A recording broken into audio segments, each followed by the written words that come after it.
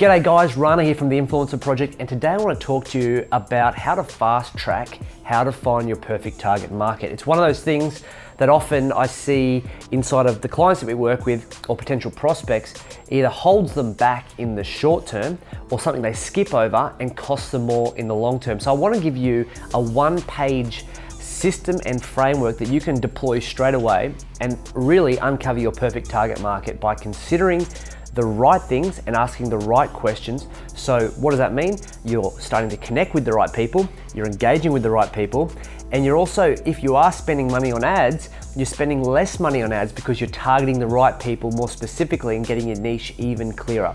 So rather than have this big confusion about how to find a target market and be something that stops you or slows you down in the short term or the long term, I'd have you consider a little thing that we call the target market tracker. Now, we use a very neuroscience-based approach to everything that we do because obviously our decision-making capacity and capability informs the actions that we take. So sort of reverse engineering that back, if you draw in front of you, or you have a look at how I'm doing it, excuse the lines aren't straight, a quadrant. And inside of that quadrant, we want to create, think of it like a target, like a bullseye. So in the middle is your target market.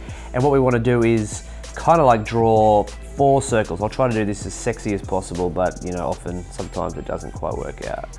Like that. Okay, so basically what you're going to find is in the middle, you've got these spaces where there's these overlaps. Now that's going to come in handy later, but that's essentially what it should look like first of all.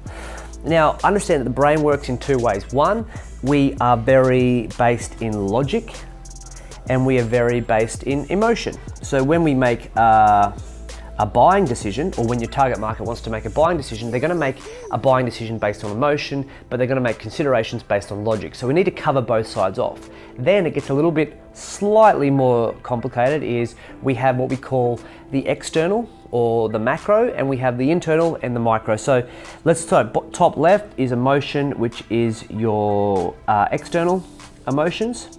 So what people see and hear. Logic, it's based on macro, bigger factors.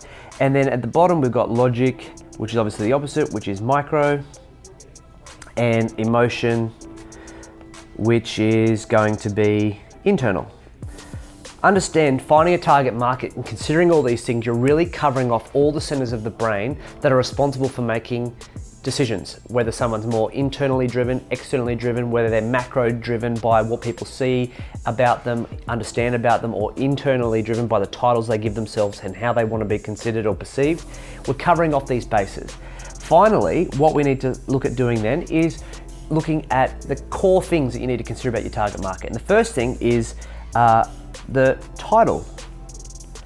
What is the title of your target market? How would you describe them? So are they CEOs? Are they mums? Are they founders, entrepreneurs? Are they mortgage brokers? Are they financial planners? Are they marketers? Are they salespeople? Are they BDMs? What is the title of the person that you're targeting? And then we've got to look at a more macro view. What is the industry that they are in? So the title that they have, the industry as a whole, so we know what industry we're about to target. And then we move over to the emotional side, which is what is the promise that you would eventually want to help them come up with that's going to solve their internal problem, right? So now we've got these 4 core areas that's really going to help us consider how to drive a powerful target market strategy. Then what we look at doing is you understand that this quadrant here is all about finding and unpacking the dilemma that that person's having internally. This is what I want, this is what I don't have. It's kind of understanding that gap between where they are now and where they want to be. Logic in micro is really just about description. How would you describe the person? How would they describe themselves? And macro is more about the demographic, right? What is describe the demographic that that person's in? Age, habits, but sort of general, but they're macro, like you're really kind of just generalizing that particular industry, right? And then finally, the emotion in the macro is really what are they dreaming about? Okay, so you can understand they're starting to become layers now. And what most people do is they leave it there. and they go, cool, title, industry, promise, problem. But where people miss most of the time is the gaps in green, okay? And this is really important if you wanna create a really powerful target market profile. And that's like, if you look at macro logic, this is really just looking at location. It's macro driven, there's no emotion. And where are they located? Consider that. Are they in Australia? Are they in a particular state? New South Wales? Are they in a particular town? So are you going to go macro with your targeting in terms of location, or micro? Is it just a town, or is it a country or the world? What is it? And then what we look at doing is understanding that when industry and promise come together, you start to look at location, you start to look at connection. So how that industry wants to connect with a particular promise and outcome. So connection.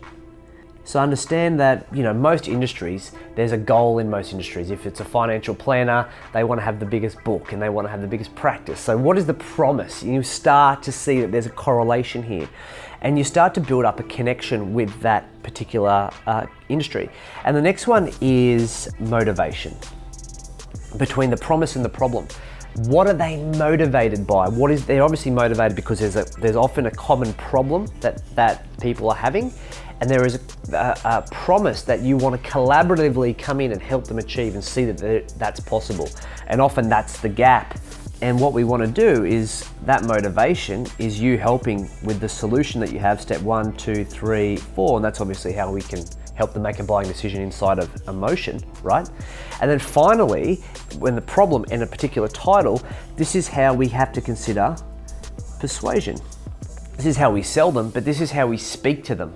Okay, this is how we speak to them, because sales is about helping relate emotion to a logical buying decisions. This is things like logistics and price and, you know, other logistical things. But this is really about, you know, people say pain or challenge, and that's what I'm saying. We've got to work with both centers of the brain. In a nutshell, trying to have you guys consider is, if you brainstorm in the bits that are spare here, description of that particular title of person, the industry, and describe what that industry is and that demographic, get really clear on that demographic.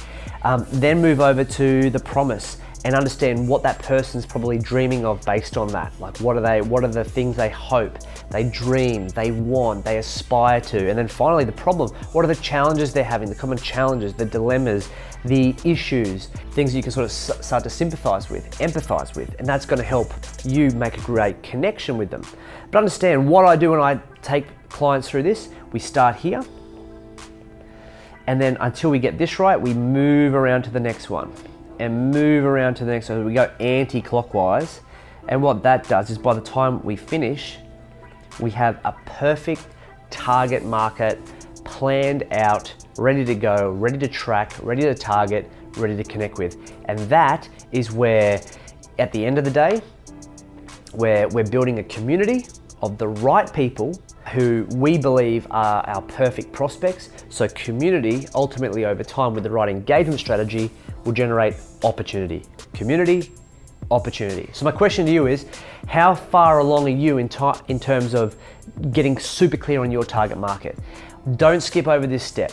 If you need a hand, comment below. If you have any questions about any element of this or something about how to find your target market inside of LinkedIn or other platforms, by all means, let's keep the conversation rolling below.